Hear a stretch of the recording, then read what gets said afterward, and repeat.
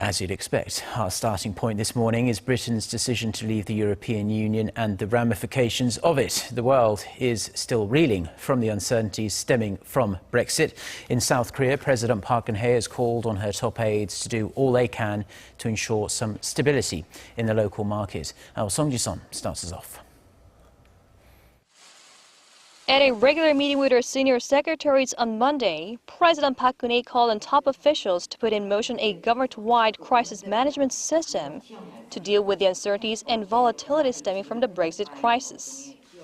시장 상황에 대한 24시간 모니터링과 함께 시장 안정화를 위해 필요한 모든 조치를 시행해서 우리 경제에 미치는 파급이 최소화될 수 있도록 해 주기를 바랍니다.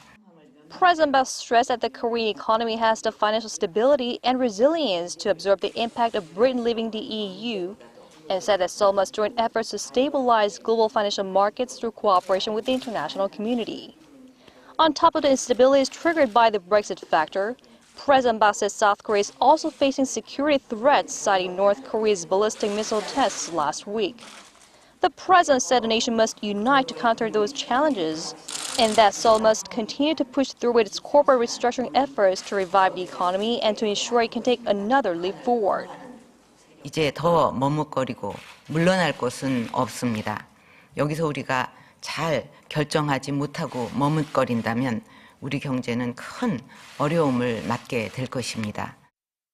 President Park will chair the National Economic Advisory Council meeting on Tuesday to discuss economic policies for the second half of this year. Seoul will look to devise effective and prompt countermeasures to counter economic challenges on the domestic and global front and create more jobs despite those obstacles. Song Ji-sun, Arirang News.